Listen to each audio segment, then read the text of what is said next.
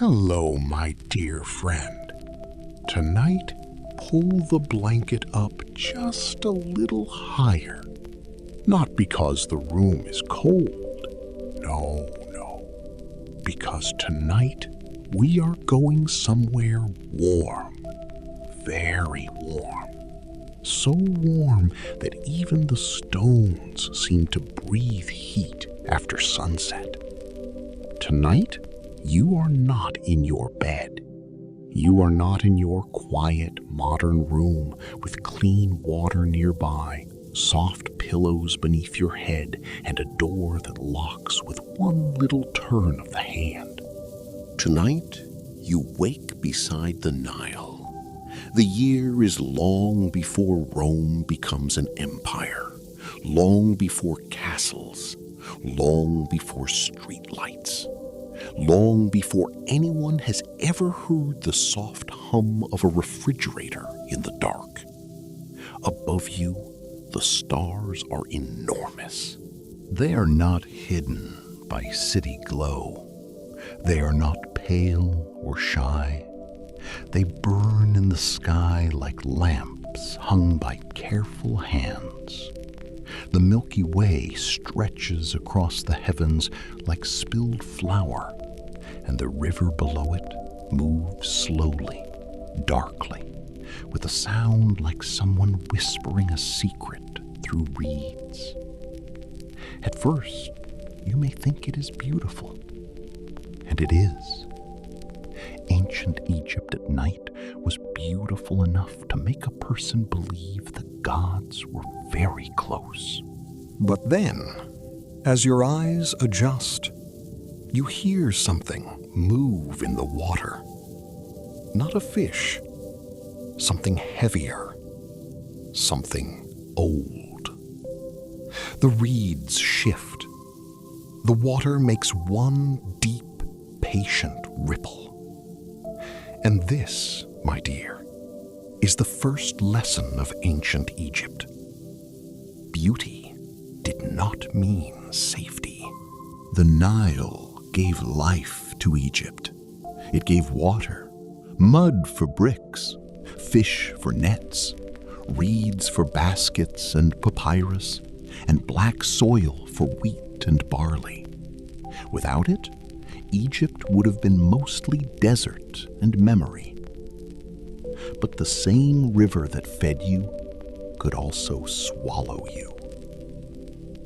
So tonight, let us imagine that you have somehow been dropped into ancient Egypt with only your modern mind, your soft modern habits, and perhaps a very poor understanding of how quickly trouble can find a person after sunset. And let me tell you gently, as an old grandfather might tell a child who has wandered too far from the fire, you would not survive one night in ancient Egypt. Or if you did, you would wake in the morning very thirsty, very sore, and much more respectful of bread. Now then, let us begin. The first thing you notice is the smell. Modern people often imagine ancient Egypt as gold, perfume, incense, and polished stone. And yes, those things existed, especially around temples and palaces and tombs where important people wanted the world to remember them nicely. But ordinary Egypt smelled of river mud, animals, smoke, sweat, damp reeds, fish, old grain, warm beer, and sun-baked brick. You are lying close to the Nile, and the ground is not the clean sand of a postcard. It is living earth. It has been flooded, dried, stepped on by goats, scratched by chickens, pressed by bare feet, and warmed by a sun that knows no mercy. The Nile is quiet now, but do not trust quiet water. A family might come down to draw water. A fisherman might stand waist deep in the shallows. A farmer might guide animals near the edge. Children might play where they should not. And in those reeds, there could be snakes. In the deeper water, crocodiles. And in certain stretches of river, in older periods, hippopotamuses. Ah, the hippopotamus. Modern people sometimes think of it as a round, funny creature, like a barrel with ears. But the ancient Egyptians knew better. The hippo was not funny when it was angry. It was huge, territorial, and strong enough to wreck a small boat. A farmer who saw a hippo in his field did not think, "How charming." He thought, "There goes my harvest." The crocodile was worse in a different way. The crocodile waited. There is an old patience in a crocodile, the kind of patience that belongs to a creature that has no appointments, no worries, and no plans except hunger. So, when you wake by the Nile, the first useful advice is simple. Do not go into the water. Do not wash your face. Do not splash around because the moonlight looks pretty. Do not kneel with both hands in the river like a traveler in a painting. Stay back. But of course, my dear, already you have a problem. You are thirsty. Ancient Egypt is dry. The air steals water from you even at night. Your throat feels dusty. Your lips feel tight. And the river is right there, shining under the stars, offering the most obvious drink in the world. But water is complicated.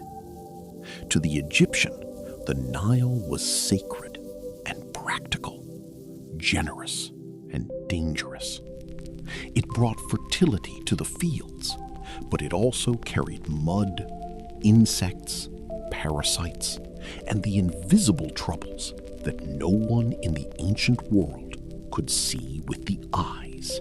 You, a modern person, would want filtered water, perhaps chilled, perhaps poured from a clean bottle with a little crackle of plastic. Ancient Egypt offers you a clay jar. Maybe. If you belong to someone's household, if they trust you, if you know how to ask. And this brings us to your second problem. You do not speak the language. Imagine now that you stumble away from the river and see a village. Not a city of giant temples, not a golden palace. A village. Low houses made of mud brick, flat roofs, doorways like dark rectangles. The smell of cooking smoke, a donkey shifting in the shadows, a dog lifting its head and deciding whether you are worth barking at. There is no electric light in the windows, of course. Only little lamps, small flames, and the dull orange glow of embers. You walk toward the nearest house. You are thirsty, confused, and probably dressed very strangely. A person sees you. Perhaps a farmer. Perhaps a woman grinding grain late, or a boy sent outside for something, or an old man sitting near the wall because the house is too warm inside. You speak. Nothing you say makes sense. They speak. Nothing they say makes sense either. Ancient Egyptian was not English, of course, and not modern Arabic. It changed over thousands of years, and the sounds of it would likely seem strange to your ears. Even if you knew a few hieroglyphic signs from museum walls, that would not help you much while standing barefoot in the dark, trying to explain that you are not a ghost, not a thief, and not cursed. A modern traveler without language is helpless. An ancient traveler without language is suspicious. Because the village has rules. Everyone belongs somewhere. Everyone has a family, a task, a place in the order of things. Farmers, herders, potters, scribes, priests, officials, servants, children, elders, all known, counted, taxed, and watched in one way or another. A stranger at night is not a charming mystery.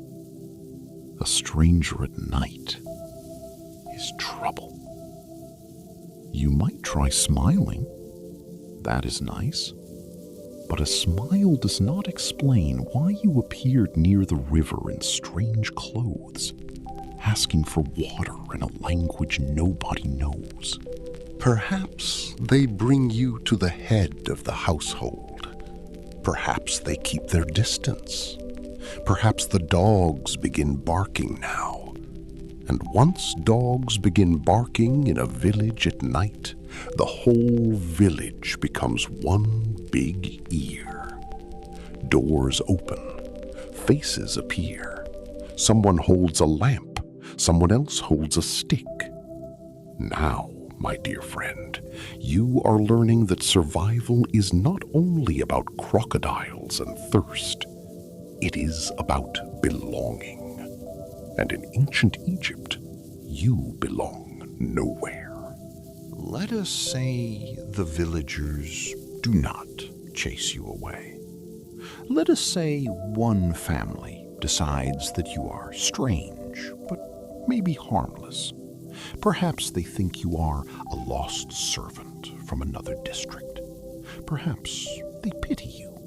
Perhaps your face looks so helpless that an old grandmother clicks her tongue and says something that means, more or less, bring the fool inside before he gets eaten. So you enter a house. You may expect comfort. A bed, perhaps. A soft chair. A private room. No. Ordinary houses in ancient Egypt were built for usefulness, not luxury. Mud brick walls helped keep out some heat. Roofs could be used for sleeping when the night was hot. Floors might be packed earth. Furniture was simple. Storage jars, mats, low stools, baskets, tools, maybe a sleeping platform if the family was doing well. The house might be small. The family might be large. Animals may be close by. You smell people. You smell grain. You smell oil. You smell smoke caught in fabric. You smell the clay jars. You smell the river still clinging to someone's feet. And then you notice the insects. Insects. No screens on the windows, no electric fan, no little plug-in device that hums near the bed, no spray bottle from a shop, no sealed modern home with fitted doors. Mosquitoes whine near your ear. Flies rest and wake and rest again. Tiny biting things find your ankles. You slap once, and everyone looks at you. Because you are loud, and you are soft. You are a creature of mattresses, soap, shoes, refrigerators, and indoor plumbing. Your skin expects kindness. Ancient Egypt gives it texture. A mat is offered to you. You lie down. The mat is thin. The floor is hard. Someone nearby snores. A child coughs. A goat makes a small, opinionated noise. Somewhere outside, a donkey complains as if the world has personally offended him. And above all this, the air is warm. Still, you tell yourself it is only one night. Oh, my dear, that is exactly how many ancient troubles begin. Before sleep, perhaps they feed you. This is fortunate because you are hungry. But when you see the meal, you begin to understand another reason you might not last long. Bread and beer. Now, do not wrinkle your nose too quickly. Bread and beer were not little extras. They were the foundation of life. They were wages, offerings, meals, and symbols of provision. Ancient Egyptian bread came in many shapes and styles. Beer was thick, nourishing, low by modern standards perhaps, but important enough that a world without it would have felt incomplete. The bread is not like the soft, square slices you know. It is coarse. It may contain bits of grit from grinding stones and wind-blown sand. Over years, that grit could wear teeth down.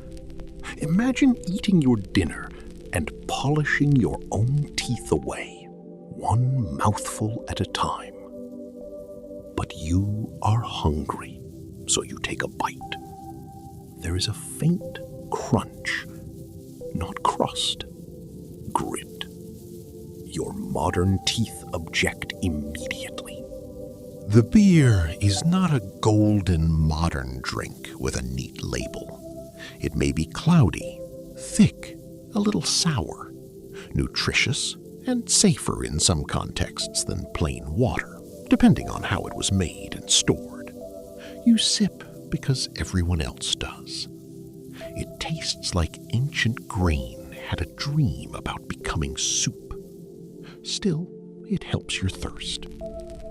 Then come vegetables, perhaps onions or leeks, maybe beans, dates if the household has them, fish if luck has been good, and meat only if circumstances allow. The rich had much more variety. The poor had what the land, the season, and the authorities left to them. Ancient Egypt was famous for abundance, but abundance did not mean everyone ate like a pharaoh. A tomb painting may show geese, cattle, wine, fruit, cakes, and flowers. But tomb paintings show ideals. They show what people wanted forever.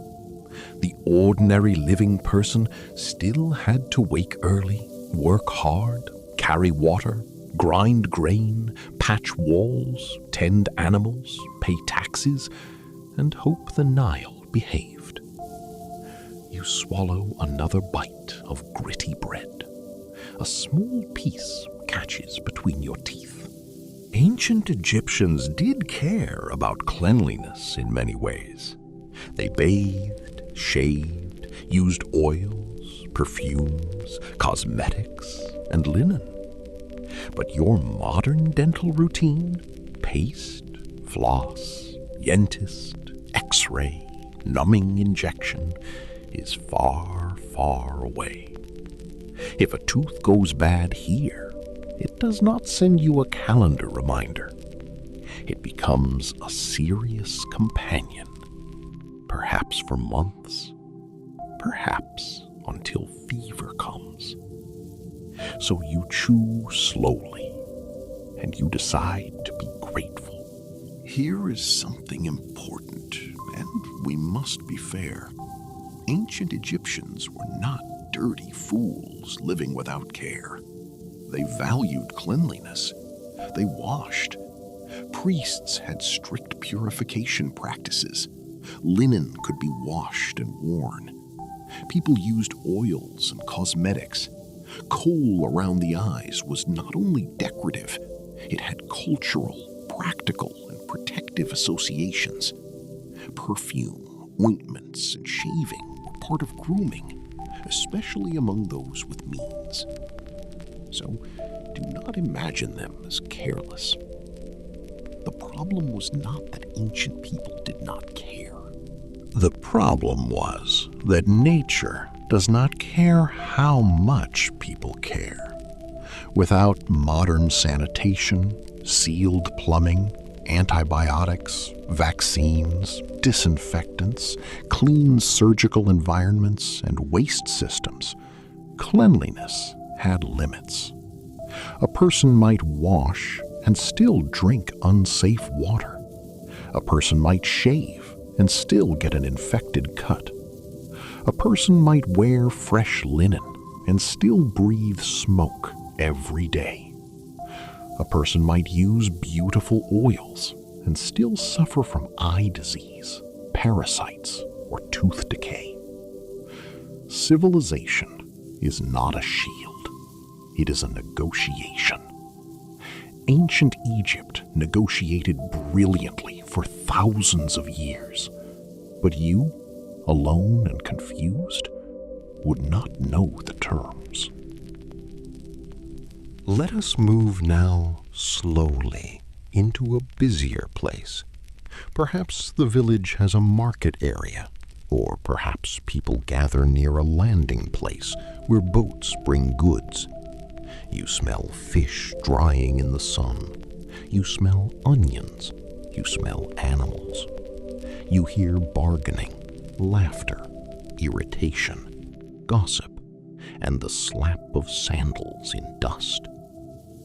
There may not be coins in many periods of Egyptian history in the way you expect. Exchange could be done through barter, weighed metal, grain values, rations, or other systems depending on the period and context. You reach into your pocket. Maybe you have modern money. A coin, a card, a receipt, a little piece of plastic. To them, your card is a useless charm. Your coin may have a strange face, strange marks, and unknown metal value. You cannot buy water with a debit card in the Middle Kingdom. A frightening thought. You want sandals. You want clean water. You want a safer place to sleep. You want someone to explain where you are. You want a guide. But you have no language, no recognized goods, no household, no reputation. In a traditional community, reputation is currency. You have none. A person might help you out of kindness. People have always been capable of kindness, but kindness is not a survival plan. And if someone less kind notices your helplessness, well, let us simply say the ancient world was not an amusement park with staff exits. As the day stretches, you see signs of religion everywhere. A household object shaped with care, a small amulet, a shrine, a painted symbol, the great temple in the distance perhaps, the name of a god spoken with seriousness. To modern eyes, religion may sit in a certain building on a certain day. In ancient Egypt, the divine world was woven into everything.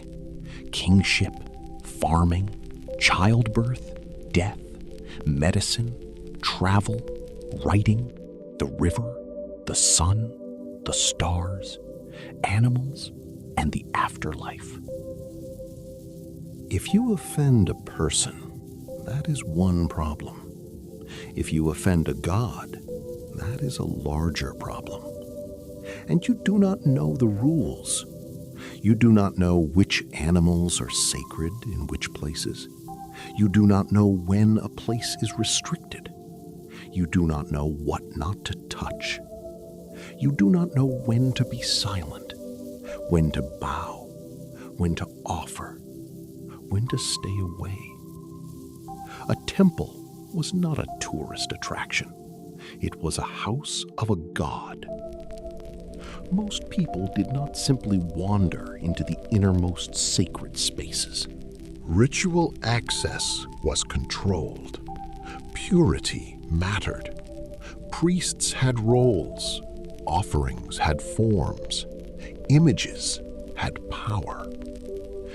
You, curious modern traveler, might step where you should not. You might point at something. You might ask a foolish question. You might laugh at the wrong moment because you are nervous.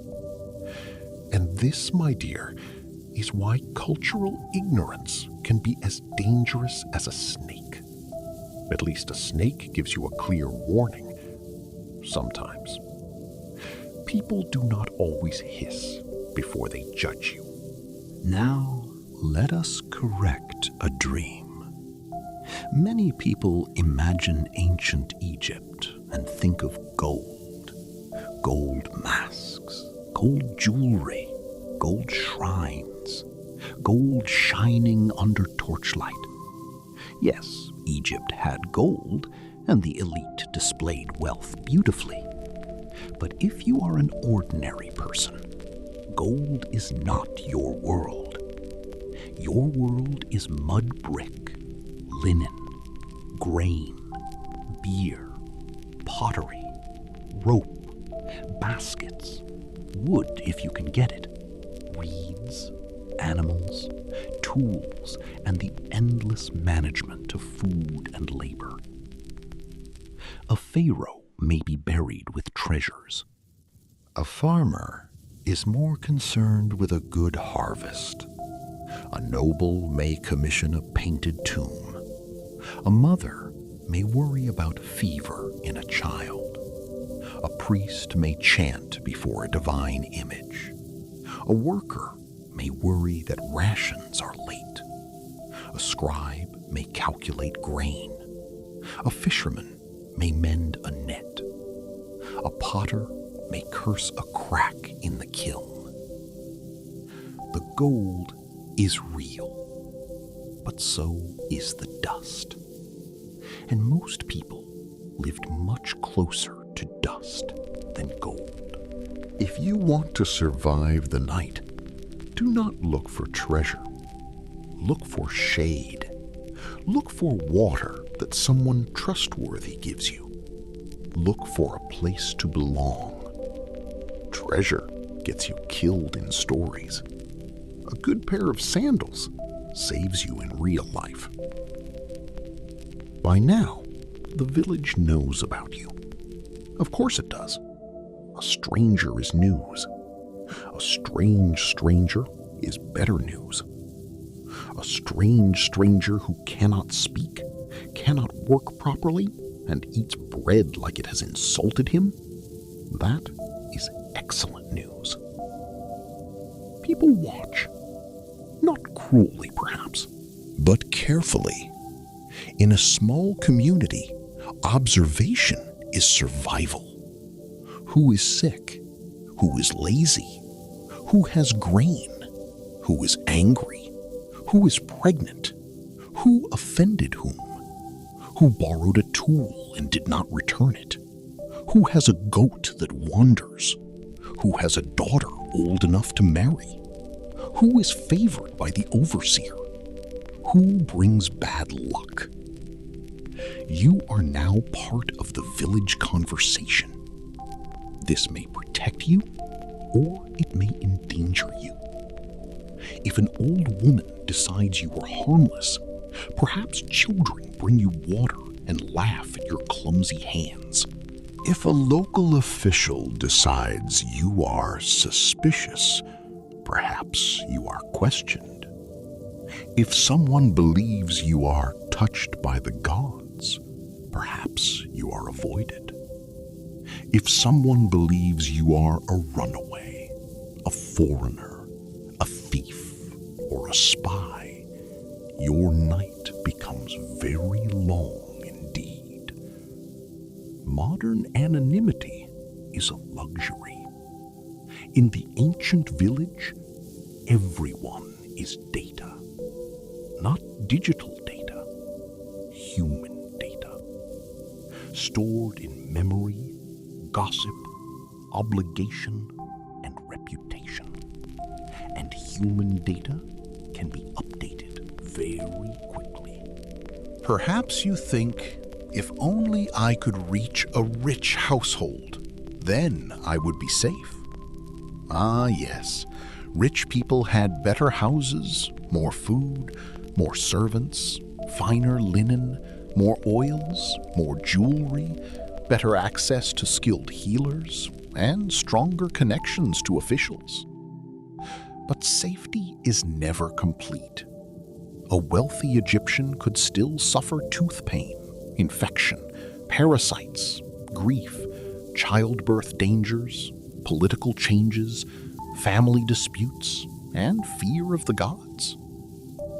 A noble household may have more comfort, but also more rules. Let us step away from the river in imagination, just a little. Egypt has two worlds pressed together, the Black Land and the Red Land. The Black Land is the fertile soil near the Nile, dark with life after flooding. The Red Land is desert, dry and bright and dangerous. To the Egyptians, the desert could represent chaos, foreignness, danger, but also sacred spaces, tombs, minerals, and routes. If you wander into it without knowledge, you are not adventurous. You are evaporating. The desert does not need to attack you. It simply waits while you make bad decisions. You may think you can walk toward that ridge. It looks close. Everything in dry air looks close. Then the sun climbs, the ground throws heat upward. Your water is gone, your tongue swells. You cannot find shade. The village disappears behind light and dust. No phone signal, no map, no rescue team. Just you, the Red Land, and the quiet lesson that distance is not measured in steps, but in survival. The ancient Egyptians crossed deserts with planning. Donkeys, water skins, routes, knowledge, companions, purpose. You cross it with confidence. Confidence is a poor water container.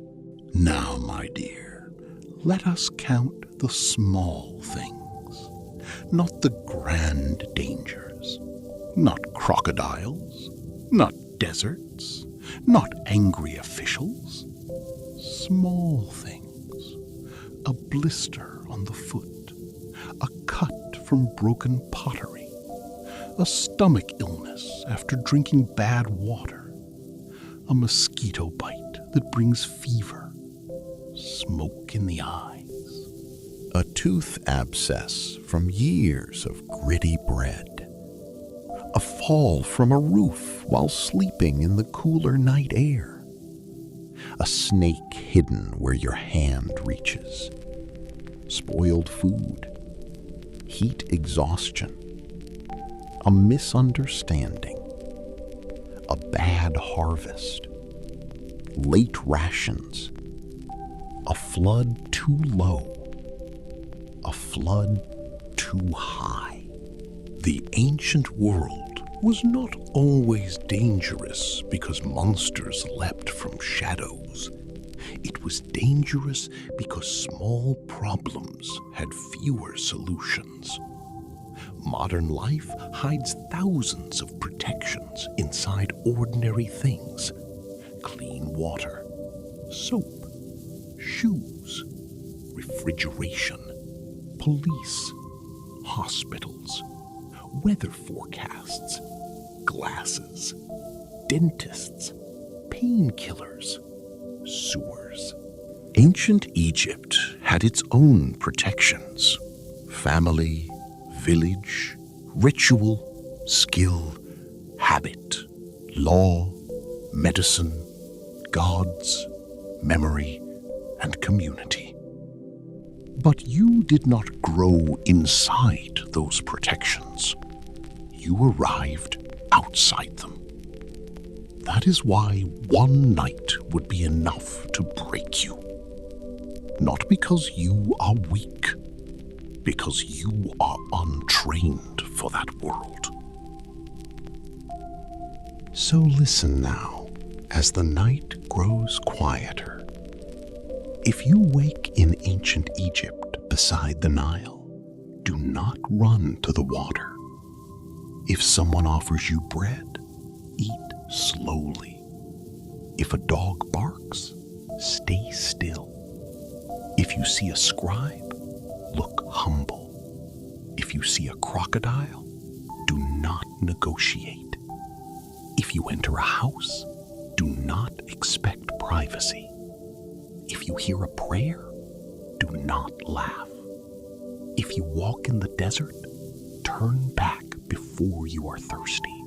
If a grandmother gives you a mat, thank every god you know. And if you survive until morning, remember this: ancient Egypt was not hard because people were foolish. It was hard because life was closer to the bone. Every comfort had to be made by hand.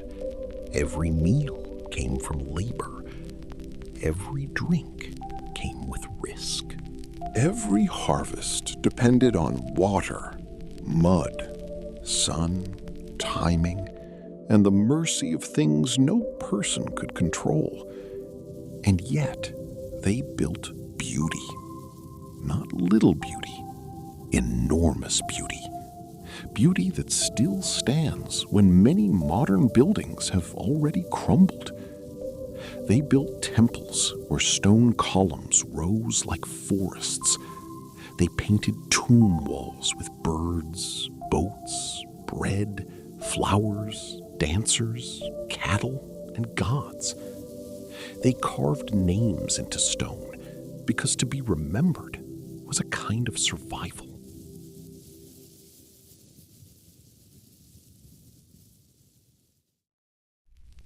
And now, my dear friend, our strange little night in ancient Egypt comes to an end.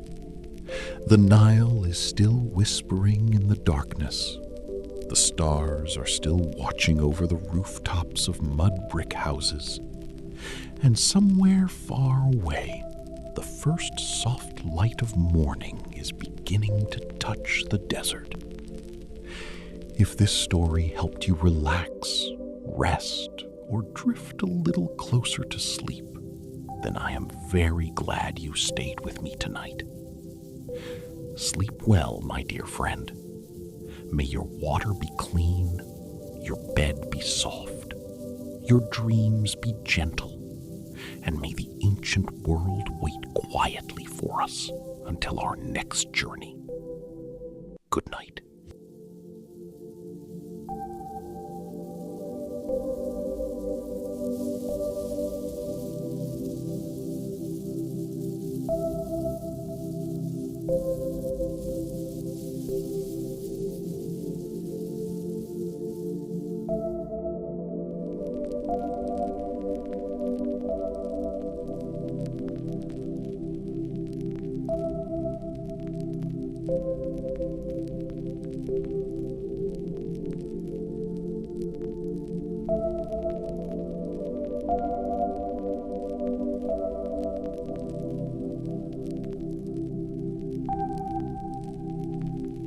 you.